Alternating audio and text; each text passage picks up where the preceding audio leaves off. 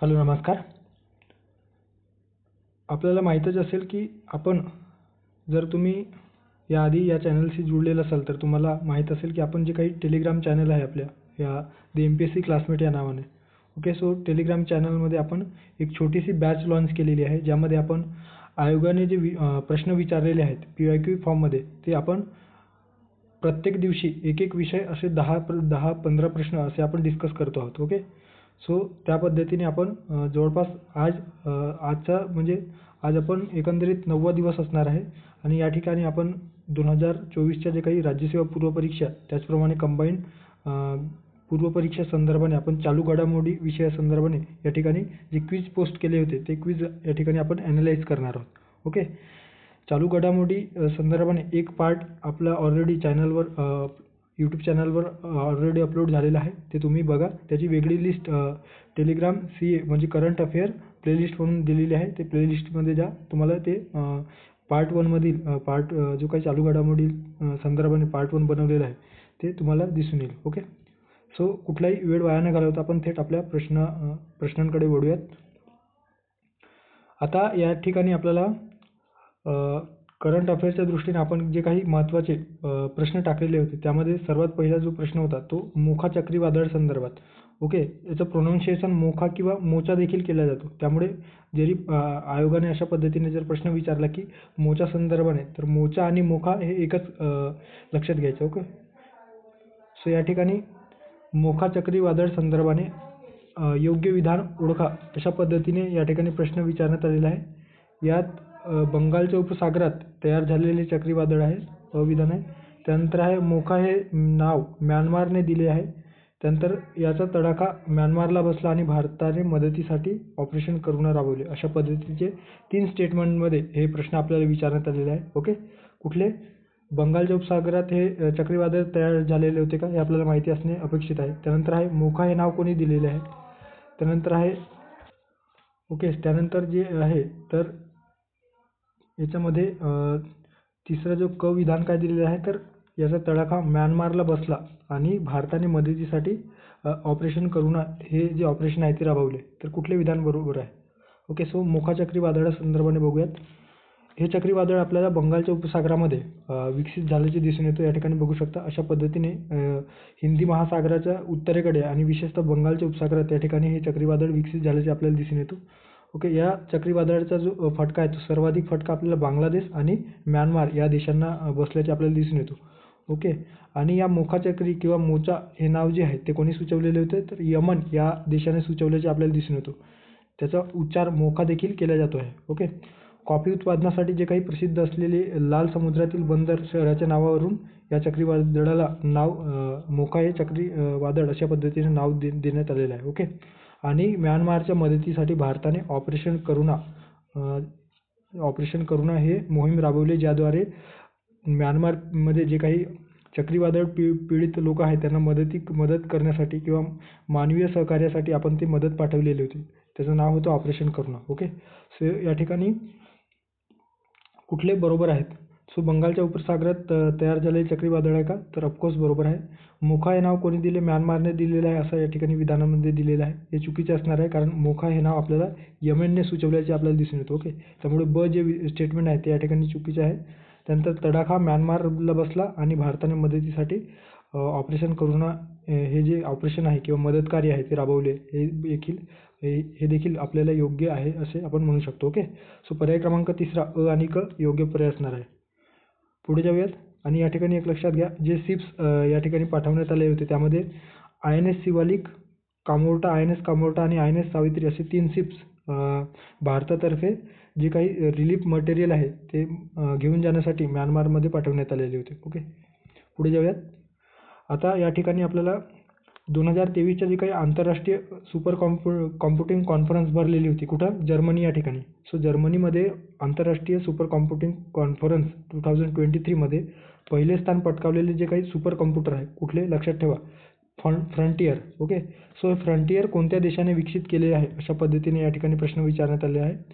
चीन, त्यानंतर दुसऱ्या ऑप्शनमध्ये USA, त्यानंतर आहे जपान आणि सिंगापूर. ओके, सो कुठले योग्य असणार आहे? सो आंतरराष्ट्रीय सुपर कम्प्युटिंग कॉन्फरन्स 2023 कुठे भरलेली होती? तर जर्मनी या ठिकाणी. ओके, जर्मनी देखील लक्षात ठेवा. अमेरिकेने तयार केलेले जे फ्रॉन्टियर कम्प्युटर आहे, या सुपर कम्प्युटरने जे आधी सर्वाधिक जगातील सर्वात शक्तिशाली कम्प्युटर म्हणून जपानच्या फुगाकू या कम्प्युटरला मागे टाकले आहे. ओके, याआधी जपानचा जो काही फुगाकू नावाचा जो काही सुपर कम्प्युटर होता, हा जगातील सर्वात फास्टेस्ट सुपर कम्प्युटर म्हणून ओळखला जात होता. मात्र आता जे काही फ्रॉन्टियर आहे, या ठिकाणी बघू शकता, हे फ्रॉन्टियर जे कम्प्युटर आहे, सुपर कम्प्युटर, हे जगातील सर्वाधिक फास्ट कम्प्युटर असणार आहे. याची जी काही स्पीड आहे ते आपल्याला 1.1 एक्झाफ्लॉप अशा पद्धतीने स्पीड, ज्या अति स्पीड कम्प्युटरचा आपल्याला दिसून येतो. ओके, 1.1 एक्झाफ्लॉप. सो अशा पद्धतीने या ठिकाणी आपल्याला दिसून येतो. आणि तयार कोणी केलेले आहे? तर जे काही फ्रंटियर हे सुपर कम्प्युटर आहे ते अमेरिकेच्या ऊर्जा विभागाचे जे संस्था आहे, Oak Ridge national laboratory. Okay, Oak Ridge national laboratory अशा पद्धतीने जे त्या संस्थेने या फ्रंटियर सुपर कम्प्युटरचे तयार केल्याचे आपल्याला दिसून येतो. ओके, त्यानंतर जगातील सर्वात शक्तिशाली 500 सुपर कम्प्युटरमध्ये भारतातील पुणे स्थित जे काही सीडॅक संस्था आहे, या सीडॅकने तयार केलेले ऐरावत हे 75व्या स्थानी असल्याचे आपल्याला दिसून येते. ओके, भारतातील AI सुपर कम्प्युटर ऐरावत अशा पद्धतीने जे 75 क्रमांकावर किंवा 75व्या स्थानी आपल्याला असल्याचे दिसून येते. ओके, पुढे जाऊयात. त्यानंतर आहे भारतातील चंद्रयान मोहीम यशस्वीरित्या चंद्राच्या दक्षिण ध्रुवावर कधी उतरले? अशा पद्धतीने प्रश्न विचारण्यात आलेला आहे वन लायनर स्वरूपामध्ये. सो 14 जुलै 2023, त्यानंतर आहे 5 ऑगस्ट 2023, 2 सप्टेंबर 2023 आणि 23 ऑगस्ट 2023. सो आपल्याला माहीतच असेल की जो चंद्रयान 3 आहे ते आपण लॉन्च कधी केलेले होते? तर प्रक्षेपण कधी केलेलं होतं? 14 जुलै 2023ला. मात्र यशस्वीरित्या जे काही ते आपल्या निर्धारित केंद्रावर किंवा निर्धारित जे काही डेस्टिनेशन आहे, ज्यामध्ये आपल्याला चंद्राच्या दक्षिण ध्रुवावर ते अलगदरित्या यशस्वीरित्या उतरवायचे होते, ते कधी साध्य झालेलं आहे? तर 23 ऑगस्ट 2023 रोजी. ओके, सो पर्याय क्रमांक 4 योग्य पर्याय असणार आहे. या ठिकाणी बेसिक इन्फॉर्मेशन चंद्रासंदर्भाने दिलेली आहे, ते तुम्ही नक्की वाचू शकता. 23 ऑगस्ट 2023 रोजी चंद्राच्या पृष्ठभागावर आपली चंद्रयान मोहीम यशस्वीरित्या उतरल्याचे आपल्याला दिसून येतो.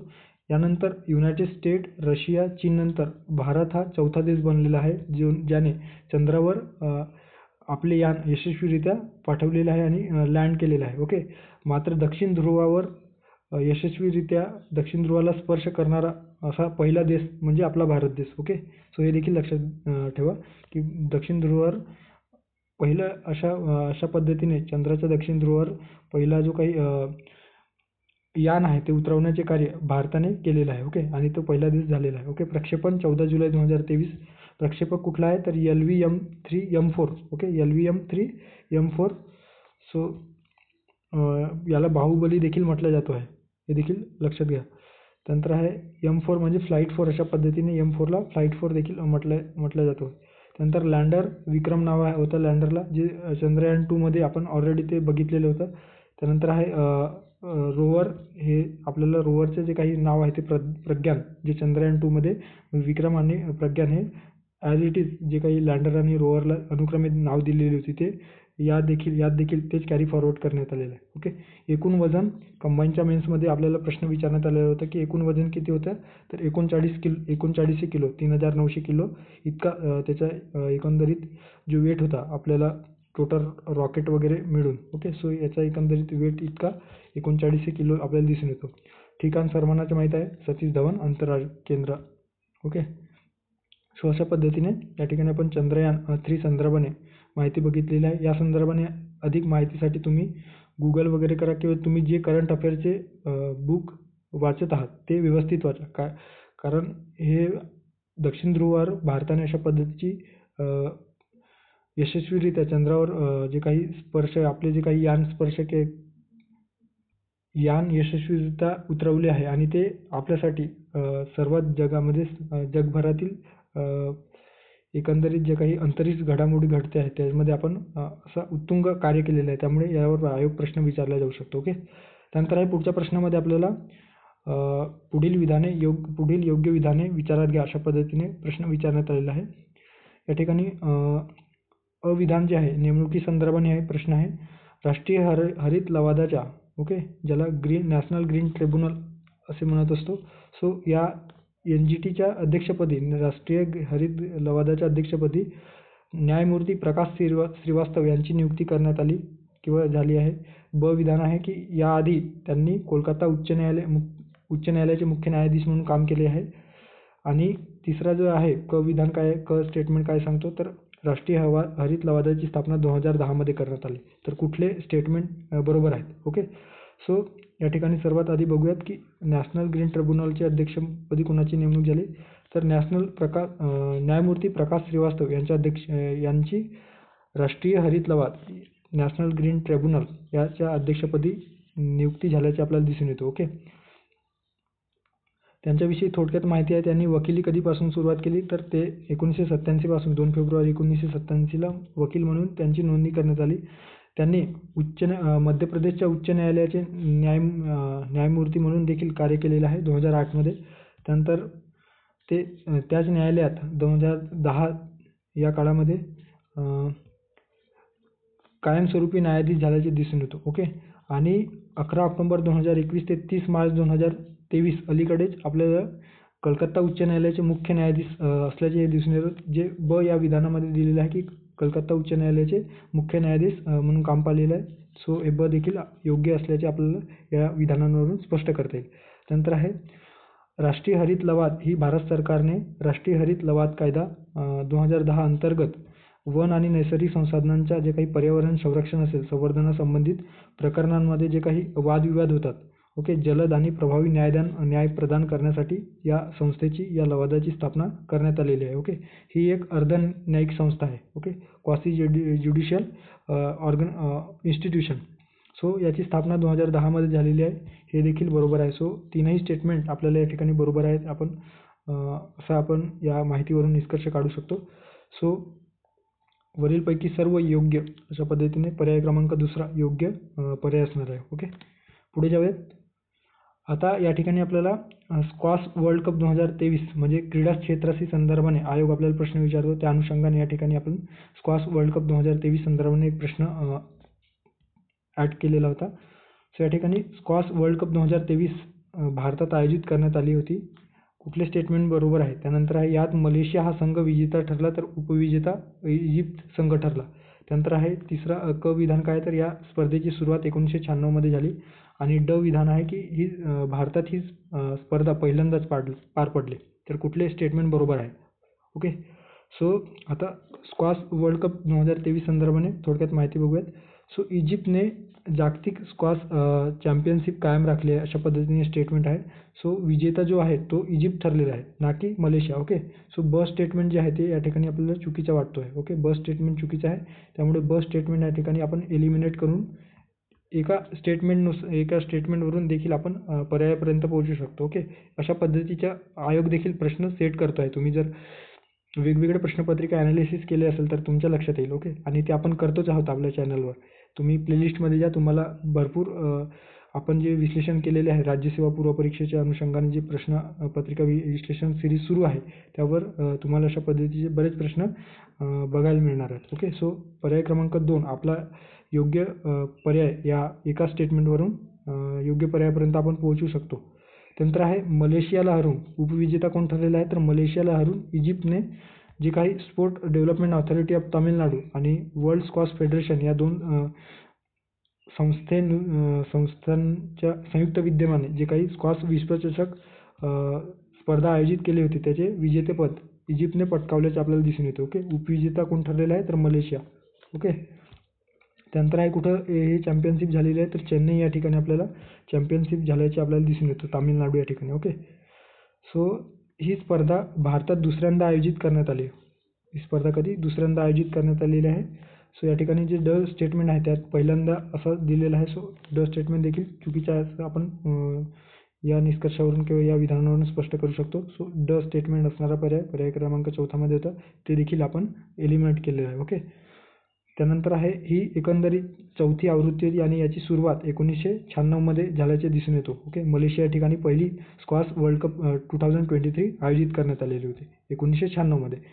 याआधी 2011 मध्ये 2011मध्ये चेन्नई या ठिकाणी ही स्पर्धा स्क्वॉश वर्ल्ड कप स्पर्धा 2011ला झाली होती. त्यामध्ये त्यावेळेस देखील इजिप्त हाच संघ विजेता ठरलेला होता. ओके, म्हणजे इजिप्त या देशाला जी चेन्नई किती लकी आहे ते तुम्ही अशा पद्धतीने लक्षात ठेवू शकता. ओके, लॉजिकच्या सहाय्याने, कारण दोन्ही वेळा जेव्हा चेन्नईमध्ये ही स्पर्धा झाली 2011मध्ये आणि 2023मध्ये, तर दोन्ही वेळा इजिप्त या संघाने विजेतेपद पटकावलेले आहे. ओके, तर पुढे जाऊयात.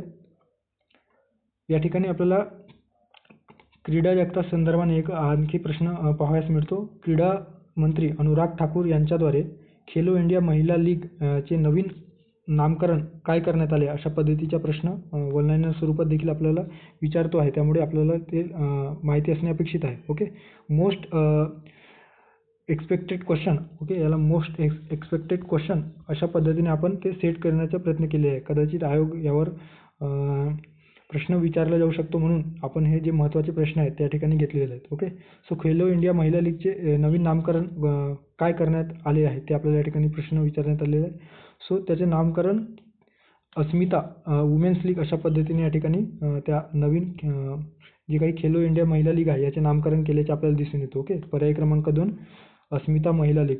आणि या अस्मिता महिला लीगच्या जे काही चा फुल फॉर्म काय आहे, तर achieving sport milestone by inspiring woman through action अशा पद्धतीने या अस्मिता या वर्डचा तुम्ही फुल फॉर्म लक्षात ठेवू शकता. ओके, महिला लीगची स्थापना जे काही खेलो इंडिया महिला लीगची जी सुरुवात आहे ती 2022मध्ये सुरू करण्यात आली आणि एकंदरीत खेलो इंडिया जी स्पर्धा आहे ती 2018मध्ये केल्याचे आपल्याला दिसून येतो. ओके,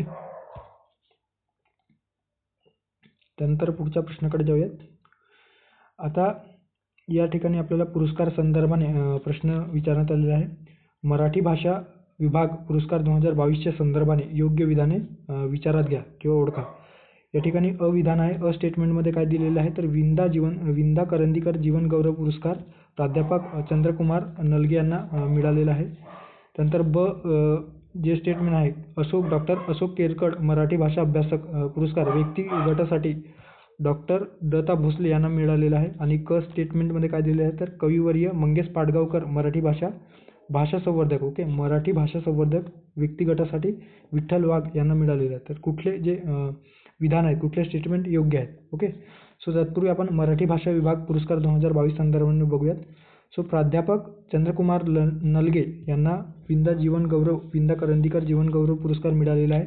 ओके, सो त्यामुळे जे स्टेटमेंट आहेत ते जे स्टेटमेंट आहे या ठिकाणी योग्य आहे असे आपण म्हणू शकतो. त्यानंतर जे काही श्री पु भागवत पुरस्कार जो प्रकाशन क्षेत्रासाठी एखाद्या प्रकाशनाला दिला जातो, तर या श्री पु भागवत पुरस्कार कोणाला मिळालेला आहे, तर ग्रंथाली प्रकाशन. ओके, पुणे येथील ग्रंथाली प्रकाशनाला हे अशा पद्धतीच्या श्री पु भागवत पुरस्कार मिळालेला आहे. त्यानंतर आहे डॉक्टर अशोक केरकड मराठी भाषा अभ्यासक पुरस्कार 2022च्या व्यक्तीसाठी कोणाला दिलेला आहे, तर विठ्ठल वाघ यांना. Okay, doctor Ashok Kerkad okay Marathi भाषा अभ्यासक पुरस्कार कोणाला दिलेला आहे, तर या ठिकाणी विठ्ठल वाघ यांना दिलेला आहे. मात्र आपल्या स्टेटमेंटमध्ये या स्टेटमेंटमध्ये दत्ता भोसले अशा पद्धतीचे स्टेटमेंट दिलेले आहे. सो जे स्टेटमेंट असणार आहे ते चुकीचे असणार आहे. ओके, स्टेटमेंट असणारा पर्याय या ठिकाणी विठ्ठल वाघ पाहिजे होतं, त्यामुळे चुकीचं आहे. त्यानंतर आहे क स्टेटमेंटमध्ये काय दिले आहे, तर कविवर्य मंगेश पाडगावकर मराठी भाषा संवर्धक पुरस्कार कोणाला जाहीर झाला, तर कविवर्य मंगेश पाडगावकर मराठी भाषा संवर्धक पुरस्कार 2022 व्यक्तिगटासाठी दत्ता भोसले यांना, जे की या ठिकाणी विठ्ठल वाघ म्हणजे अल्टरनेट केलेलं आहे. ओके, सो या ठिकाणी जे कविवर्य मंगेश पाडगावकर पुरस्कार आहे व्यक्तिगटासाठी दत्ता भोसले आणि अशोक केरकड मराठी भाषा अभ्यासक पुरस्कार विठ्ठल वाघ यांना देण्यात आलेला आहे. ओके, सो हे दोन्ही स्टेटमेंट आणि क चुकीचे आहे असं आपण या ठिकाणी सांगू शकतो. ओके, सो योग्य असणारा पर्याय क्रमांक किंवा विधान जे स्टेटमेंट आहे फक्त अ स्टेटमेंट योग्य आहे. ओके, सो पर्याय क्रमांक पहिला योग्य असणार आहे. आणि जे काही संस्थेसाठी अशोक केरकड मराठी भाषा अभ्यासक पुरस्कार देण्यात आलेला आहे, तर कोणाला देण्यात आलेला आहे, तर महाराष्ट्र साहित्य परिषद पुणे याला डॉक्टर अशोक केरकड मराठी भाषा अभ्यासक पुरस्कार आणि कविवर्य मंगेश पाडगावकर मराठी भाषा संवर्धक पुरस्कार संस्थे गटासाठी किंवा संस्थेच्या संस्था या गटासाठी कोणाला देण्यात आलेला आहे तर कोकण मराठी साहित्य परिषद, रत्नागिरी येथील कोकण मराठी साहित्य परिषद याला अशा पद्धतीने हे आपण पुरस्कार मराठी भाषा विभाग पुरस्कार बघितलेला आहे. ओके. सो पर्याय क्रमांक पहिला योग्य पर्याय असणार आहे. त्यानंतर पुढच्या प्रश्नाकडे जाऊया. परत यावर बुकर पुरस्कार संदर्भाने प्रश्न विचारण्यात आले आहेत. आता या ठिकाणी आपल्याला बुकर पुरस्कार 2023 संदर्भाने अयोग्य विधान विचारात घ्या अशा पद्धतीने प्रश्न विचारलेला आहे. आता जे बॅचचे मुले होते त्यांनी काय केलेलं आहे तर विधाने या ठिकाणी योग्य समजून ते वरीलपैकी अ अशा पद्धतीने ते जे पोल एकंदरीत बघू शकता या पहिल्याच ऑप्शनला दिलेला आहे. मात्र प्रश्नांकडे व्यवस्थित रीड न केल्यामुळे त्यांचा अशा पद्धतीचा जो प्रश्न आयोग आपल्याला विचारतो त्यामध्ये आपली फसगत होण्याची शक्यता असते. ओके. त्यामुळे हेच टाळण्यासाठी म्हणून आपण जर असे PYQs किंवा अशा पद्धतीने जर आपण MCQs सॉल्व्ह केले तर ते आपल्या लक्षात येतो. पुढच्या वेळेस हे जे चुका आहेत ते आपण टाळू शकतो. ओके.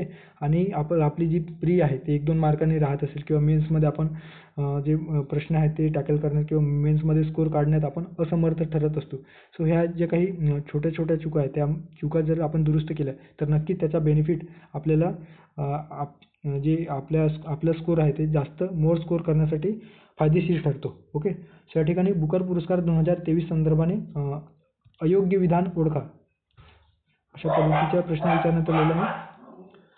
सो बघूयात. जे स्टेटमेंट आहेत आयरिश लेखक पॉल लिंच यांना हा पुरस्कार जाहीर झाला आहे का. त्यानंतर ब आहे त्यांच्या प्रॉफिट सॉन्ग या कादंबरीसाठी हे पुरस्कार देण्यात आलेले आहे. विधान काय स्टेटमेंटमध्ये काय दिलेलं आहे तर आयर्लंडमधील 5वे बुकर विजेते ठरलेले आहेत. आणि स्टेटमेंटमध्ये दिलेलं आहे की 2022चे बुकर विजेते गीतांजली श्री ठरले होते. ओके. सो कुठले स्टेटमेंट बरोबर आहे. ओके. सो बुकर पुरस्कार 2023 संदर्भाने बघूया. आयरिश लेखक पॉल लिंच. ओके. या ठिकाणी बघू शकता हे पॉल लिंच आहेत. या पॉल लिंच यांनी प्रॉफिट सॉन्ग ओके पुस्तकाचा जो कव्हर पेज आहे त्या ठिकाणी बघू शकता प्रॉफिट सॉन्ग नावाचं पुस्तक त्यांनी लिहिलेलं आहे. ओके. आणि यासाठी त्यांना बुकर पुरस्कार 2023 हे जाहीर झालेलं आहे. ओके. सो आणि ब स्टेटमेंट योग्य आहे असं आपण म्हणू शकतो. त्यानंतर आहे ते आयर्लंडचे 5वे बुकर विजेते ठरले आहेत. ओके. सो देखील स्टेटमेंट योग्य आहेत. ओके. मात्र आपल्याला अयोग्य विचारण्यात आलेलं आहे. आता याची सुरुवात 1969 मध्ये झालेली आहे. जी संस्था आहे ती कोणत्या संस्थेद्वारे देण्यात येतो तर क्रँक स्टार्ट या संस्थेद्वारे हे बुकर पुरस्कार देण्यात येतो. आणि फक्त इंग्रजीमध्ये लिहिलेलं आणि विशेषतः इंग्लंड अथवा आयर्लंडमध्ये जे काही हे साहित्य आहे ते प्रकाशित झालेल्या ग्रंथासाठी देण्यात येतो बुकर पुरस्कार. ओके. आंतरराष्ट्रीय बुकर पुरस्कार जे आहेत ते आंतरराष्ट्रीय बुकर पुरस्कार जगातील कुठल्याही भाषेसाठी आणि त्यांनी इंग्रजीमध्ये अनुवाद केलेल्या भाषेसाठी देण्यात येतो. मात्र बुकर पुरस्कार केवळ इंग्रजी भाषेसाठी आणि विशेषतः इंग्लंड आणि आयर्लंड येथे प्रकाशित झालेल्या ग्रंथासाठी बुकर पुरस्कार देण्यात येतो. ओके. हे देखील आपल्याला लक्षात ठेवणे अपेक्षित आहे. त्यानंतर आहे 2022 मध्ये सेहान करुणतालिका जो श्रीलंकेचे आहेत त्यांना 7 मून ऑफ माली अल्मेडा या कादंबरीसाठी बुकर पुरस्कार जाहीर झालेला होता. जे या ठिकाणी द स्टेटमेंटमध्ये दिलेले आहे की 2022 मध्ये बुकर विजेते गीतांजली श्री ठरले होते तर हे चुकीचं असणार आहे. ओके. सो अयोग्य विधान फक्त अयोग्य असणार आहे. ओके. आता आंतरराष्ट्रीय जे काही बुकर पुरस्कार आहे 2022चे ते कोणाला जाहीर झालेलं आहे किंवा 2023चा जो काही आंतरराष्ट्रीय बुकर पुरस्कार आहे ते आपल्याला दिसून येतात. टाइम शेल्टर या कादंबरीसाठी गॉर्गी गोस्पडिनो. ओके. गॉर्गी गोस्पडिनो आणि त्यांचे जे सहकारी आहेत त्यांना हे जाहीर झालेले आहेत. ओके. त्याविषयी देखील तुम्ही माहिती रीड करून ठेवा. ओके. अशा पद्धतीने फक्त पर्याय क्रमांक 4 योग्य पर्याय असणार आहे. पुढे जाऊयात. आता योजनेसंदर्भाने आपल्याला आयोग प्रश्न विचारतो त्या अनुषंगाने योजनेसंदर्भात आपल्या राज्यातील योजना आपल्याला माहीत असते. मात्र जे काही विविध राज्यांमध्ये जी योजना असते त्याविषयी देखील आपल्याला माहिती असणे अपेक्षित आहे. ओके. त्या दृष्टीने एक प्रश्न या ठिकाणी आपण ॲड केलेला होता योजनेसंदर्भाने. सो मेरो रुख मेरो संतती ही योजना कोणत्या राज्याने सुरू केली आहे असा प्रश्न या ठिकाणी आहे. यामध्ये आहे सिक्कीम, त्यानंतर पश्चिम बंगाल, अरुणाचल प्रदेश आणि आसाम. सो सिक्कीम हे जे पर्याय आहे ते योग्य असणार आहे. कारण सिक्कीम राज्यामध्ये मेरो सुख मेरो सन्मती अशा पद्धतीने ही योजना सुरू करण्यात आलेली आहे. या ठिकाणी बघू शकता सिक्कीम राज्यामध्ये. यामध्ये काय होतं तर वृक्ष लागवडीसाठी सिक्कीमने ही योजना सुरू केलेली आहे आणि प्रत्येक कुटुंबामध्ये जर बाळ जन्माला आलं असेल, एक बाळामागे एक वृक्ष लावावे अशा पद्धतीची जी काही तरतूद आहे किंवा जी काही शिफारस आहे किंवा आपण काय म्हणू शकतो जी तरतूद आहे ते या मेरुरूप मेरू संतती अशा पद्धतीने योजनेमध्ये अभिप्रेत केलेलं आहे. ओके, म्हणजे एक बाळ जर कुटुंबामध्ये एखादा बाळ जन्माला आला तर त्या बाळाच्या नावाने एक वृक्ष लागवड करणे किंवा एक झाड लावणे अशा पद्धतीने ही योजना सिक्कीम या राज्याने सुरू केलेली आहे. ओके, त्यानंतर आहे या ठिकाणी आपल्याला स्टॅच्यू ऑफ वननेस संदर्भाने प्रश्न विचारण्यात आलेला आहे. मध्य प्रदेशात ओंकारेश्वर या ठिकाणी आदिगुरु शंकराचार्य यांचा 108 फूट उंचीच्या पुतळ्याचे अनावरण झाले. त्याला काय नाव देण्यात आलेलं आहे? आपण क्वेश्चन असे फ्रेम करत आहोत जेणेकरून जर कुठल्याही त्या अँगलने प्रश्न विचारला, आपल्याला प्रश्न विचारू शकते की आदिगुरु शंकराचार्य यांच्या 108 फूट उंचीच्या पुतळ्याचे अनावरण कोणत्या राज्यात झाले? तर ते आहे मध्य प्रदेशात. ओके, या प्रश्नामध्ये ते आन्सर आहे. ओके, कुठल्या ठिकाणावर झाले? तर ओंकारेश्वर. त्यानंतर आहे किती फूट उंचीचे जर पुतळा तयार करण्यात आले किंवा अनावरण झाले तर 108 हे देखील आहे. कोणाचे आहे? सो अशा पद्धतीने वेगवेगळे प्रश्न या ठिकाणी आपण फ्रेम करू शकतो. ओके, कुणाचा जर पुतळा उभारण्यात आला तर आदिगुरु शंकराचार्य. ओके, सो आता स्टॅच्यू ऑफ वननेस संदर्भाने बघूयात. या ठिकाणी आपल्याला प्रश्न विचारण्यात आलेला होता की या पुतळ्याला नाव काय देण्यात आलेलं आहे. सो नाव आपल्याला माहीत असायला हवं. Statue of oneness. ओके, पर्याय क्रमांक 4 स्टॅच्यू ऑफ वननेस हे नाव देण्यात आलेलं आहे. मध्य प्रदेशचे मुख्यमंत्री शिवराज सिंग चौहान यांनी 21 सप्टेंबर 2023 रोजी ओंकारेश्वर या ठिकाणी आदिगुरु शंकराचार्य यांच्या 108 फूट उंचीच्या पुतळ्याचे अनावरण स्टॅच्यू ऑफ वननेस या पुतळ्याचे अनावरण केल्याचे आपल्याला दिसून येतो. ओके, तयार कोणी केलेले आहे? तर लार्सन अँड टुब्रो या संस्थेने हे बांधकाम करण्याचे काम केलेले आहे. ओके, L&T कंपनीने. त्यानंतर या मूर्तीचे जे वजन आहे ते 100 टन आहे, ज्यामध्ये 75 फूट उंचीच्या मंचावर बसवण्यात आलेलं आहे. ओके, अशा पद्धतीने 75 फूट उंचीची काही मंच आहे त्या ठिकाणी बसवण्यात आलेला आहे.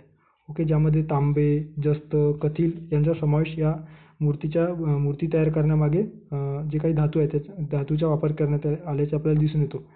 त्यानंतर आहे या मूर्तीचे जे एकंदर पोझिशन आहे ते आपल्याला लक्षात ठेवायला हवं. यामध्ये नर्मदा नदीकडे म्हणजे दक्षिणेकडे तोंड करून उभा अशा पद्धतीने या मूर्तीची जी काही बांधकाम आहे ती करण्यात आलेली आहे. ओके, कोणी तयार केलेलं आहे किंवा कोणत्या जे काही चित्रकार आहे त्या मूर्तीची जी रचना आहे ती किंवा स्वरूप आहे ते तयार करण्याचे काम केलेले आहे तर वासुदेव कामत. ओके, जे स्कूल ऑफ आर्ट्स बॉम्बेमधील जे स्कूल ऑफ आर्ट्स याचे प्राध्यापक वासुदेव कामत यांनी हे तयार केल्याचे आपल्याला दिसून येतं. ओके, अद्वैत वेदांत त्यांचा जो काही फिलॉसॉफी आहे त्या अद्वैत वेदांत संदर्भाने संदेश पसरवण्याचे काम या आदिगुरु शंकराचार्याने केल्याचे आपल्याला दिसून येतो. ओके, सो अशा पद्धतीने स्टॅच्यू ऑफ वननेस हे योग्य पर्याय असणार आहे. पुढे जाऊयात.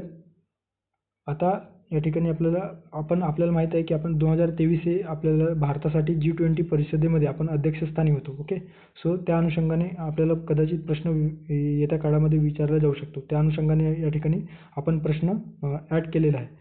भारताच्या G20 अध्यक्षतेखाली नवी दिल्ली येथे पार पडलेल्या G20 शिखर परिषदेत कोणत्या देशाला किंवा संघाला G20चे स्थायी सदस्यत्व देण्यात आले अशा पद्धतीचे हे प्रश्न आहेत. ओके, दक्षिण आफ्रिका, ऑस्ट्रेलिया संघ, आफ्रिकन संघ, इजिप्त. तर कुठले स्टेटमेंट बरोबर आहे?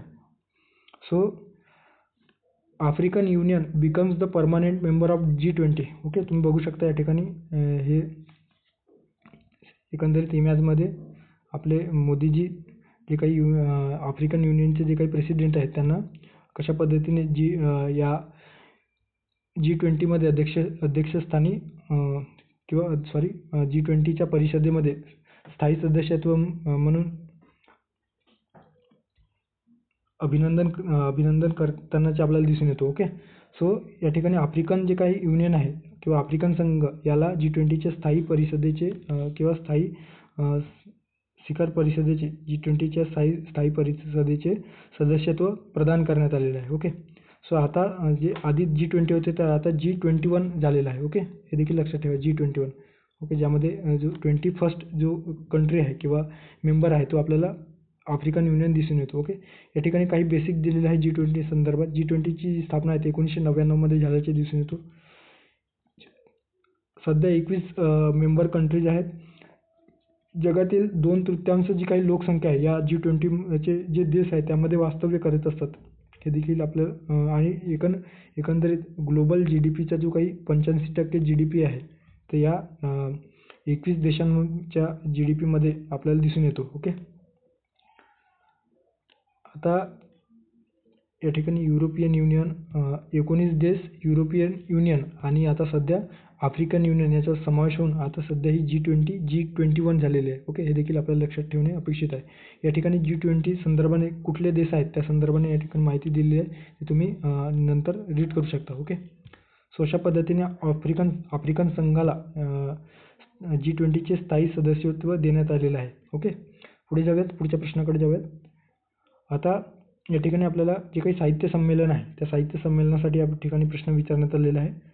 97वे अखिल भारतीय मराठी साहित्य संमेलन संदर्भात योग्य विधाने ओळखा.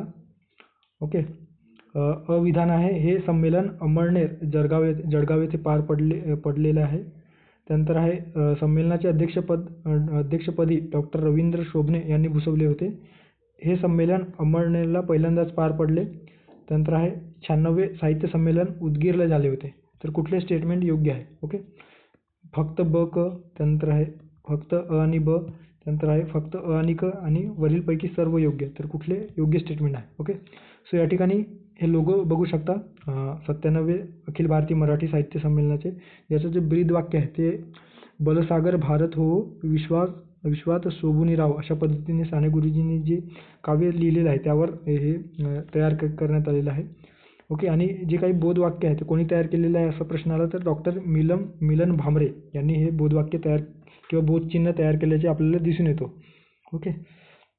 सो जळगाव जिल्ह्यातील अमळनेर या ठिकाणी साने गुरुजी नगरीमध्ये हे 97वे अखिल भारतीय मराठी साहित्य संमेलन झाल्याचे दिसून येतो. विशेषतः 2 आणि 4 फेब्रुवारी 2024मध्ये हे संमेलन झालेले आहे. या संमेलनाच्या अध्यक्षस्थानी रवींद्र शोभणे हे होते. तर या संमेलनाचे उद्घाटक म्हणून सुमित्रा महाजन यांच्या हस्ते उद्घाटन झाल्याचे आपल्याला दिसून येतो. अमळनेरमध्ये दुसऱ्यांदा हे मराठी साहित्य संमेलन झालेलं आहे. ओके. जे आपल्या विधानांमध्ये किंवा आपल्या प्रश्नामध्ये हे संमेलन अमळनेरला पहिल्यांदाच झाले होते किंवा पार पडले होते असा प्रश्न दिलेला होता. सो क जे आहे ते चुकीचे असणार आहे. ओके. क विधान क स्टेटमेंट चुकीचं असणार आहे. ओके. त्यानंतर आहे जळगाव जिल्ह्यात 1936मध्ये मराठी साहित्य संमेलन झाले होते. माधव त्र्यंबक पेटवर्धन या जळगाव जिल्ह्यामध्ये जे झाले होते त्याचे अध्यक्ष होते. 1952मध्ये अमळनेरमध्ये कृष्णाजी पांडुरंग कुलकर्णी यांच्या अध्यक्षतेखाली पहिल्यांदा अमळनेर या ठिकाणी अखिल भारतीय मराठी साहित्य संमेलन झाले होते. ओके. अशा पद्धतीने हे दुसरे मराठी साहित्य संमेलन या जळगाव जिल्ह्यातील अमळनेर या ठिकाणी झाल्याचे दिसून येतो. ओके. आणि या ठिकाणी 96वे जे काही साहित्य संमेलन झाले होते तर कुठे झाले होते तर विदर्भातील वर्धा या ठिकाणी हे झालेले होते. आणि अध्यक्षपदी कोणी होते तर नरेंद्र चपळगावकर हे या 96वे साहित्य संमेलनाचे अध्यक्षपदी निवड झालेली होती. ओके. अशा पद्धतीने आपण जे माहिती आहे 97वे अखिल भारतीय साहित्य संमेलन संदर्भात ते बघितलेलं आहे. आता आपल्या प्रश्नाकडे येऊयात. हे संमेलन अमळनेर या ठिकाणी पार पडले. सो पहिलं जे विधान आहे ते योग्य असणार आहे. या संमेलनाचे अध्यक्षपद कोण होते तर रवींद्र शोभणे, हे देखील बरोबर आहे.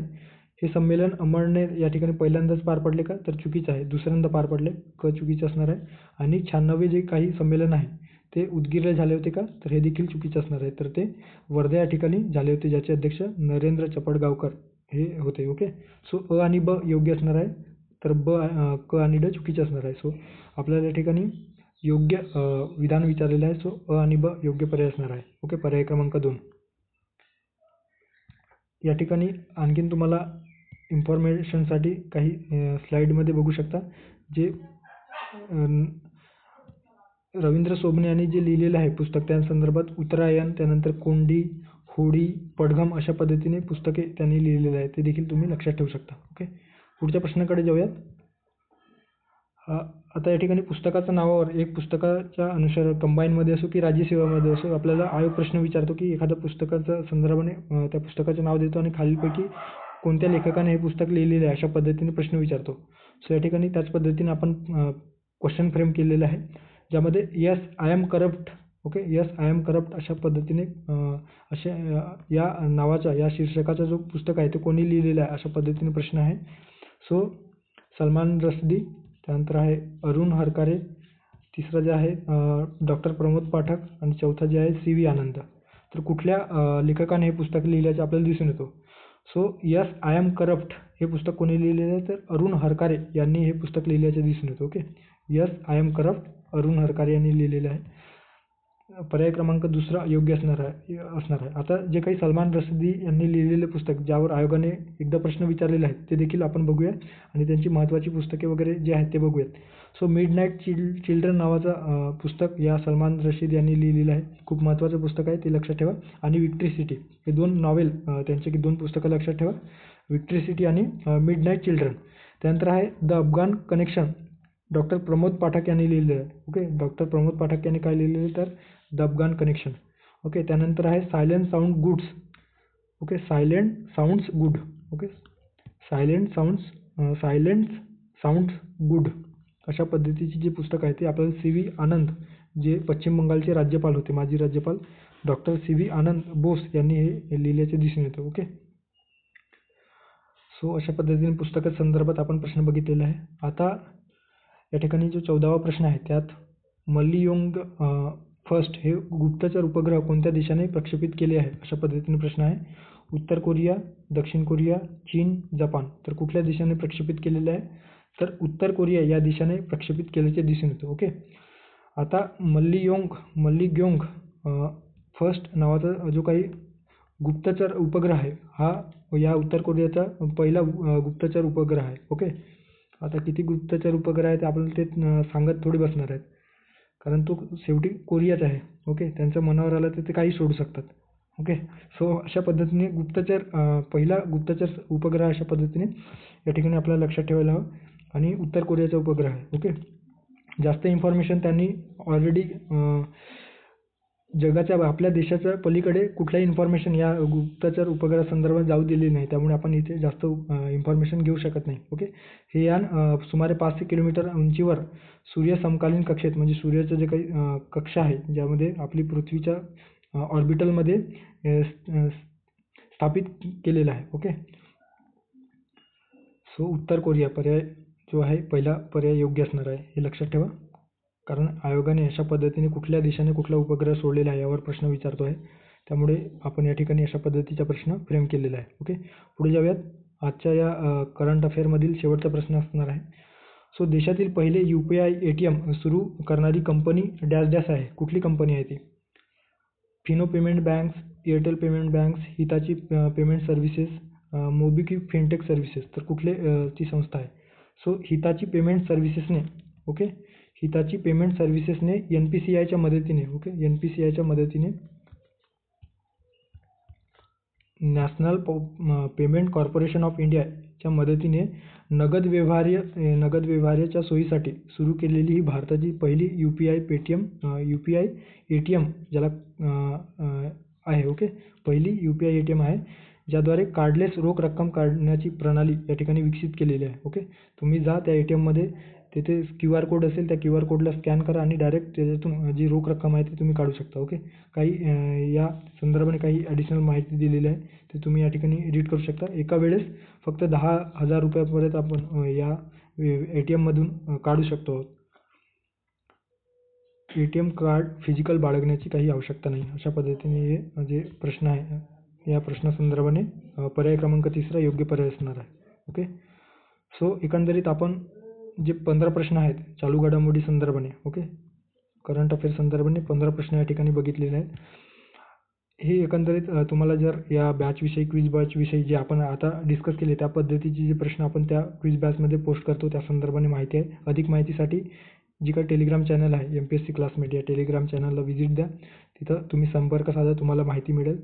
आपण रोज 10 प्रश्न आणि सॅटर्डेला आपण करंट अफेअरचे 15 प्रश्न घेतो. करंट अफेअरचे कशासाठी तर येणाऱ्या राज्यसेवा पूर्वपरीक्षा आणि कंबाईन पूर्वपरीक्षेला अनुसरून आपण current affair to the point, आपण जे आयोग ज्या पद्धतीने प्रश्न विचारतो त्याच पद्धतीने आपण या ठिकाणी आपण प्रश्न त्या ठिकाणी फ्रेम करण्याचा प्रयत्न करतो. तुम्ही बघितलेलं असेल आयोग अंतरिक्ष घडामोडीवर प्रश्न विचारतो, त्यानंतर आयोग जे काही क्रीडा क्षेत्र संदर्भाने प्रश्न विचारतो. ओके, त्यानंतर आपण साहित्य संदर्भात वेगवेगळी संमेलनं झाली आहे त्यावर प्रश्न विचारतो. आर्थिक घडामोडी संदर्भात, बँकिंग व्यवहारासंदर्भात प्रश्न विचारतो. आणि एखादी जी काही महत्त्वपूर्ण घटना घडलेली असेल किंवा पहिल्या घटना त्या संदर्भाने प्रश्न विचारतो. तर त्याच अनुषंगाने किंवा त्याच पद्धतीने आपण हे तयार करण्याचा प्रयत्न केलेला आहे. या करंट अफेअरचा जो काही पार्ट 1 आहे तो वेगळ्या प्लेलिस्टमध्ये दिलेली आहे. ते प्लेलिस्ट तुम्ही चेकआउट करा. आपल्या या यूट्यूब चॅनलमध्ये तुम्हाला दिसेल. तुम्ही ते पार्ट 1 बघा. त्यानंतर हे आता तयार केलेलं पार्ट 2 बघा. तुम्हाला एकंदरीत याचा बेनिफिट येणाऱ्या राज्यसेवा पूर्वपरीक्षा असो की कंबाईंड पूर्वपरीक्षा नक्कीच होणार आहे. ओके. आणि जर तुम्हाला बॅच जॉईन करायची असेल तर या टेलिग्राम चॅनलला तुम्ही संपर्क साधा. ओके. सो भेटूया पुढच्या लेक्चरमध्ये पुढच्या एका नवीन व्हिडिओत. थँक्यू.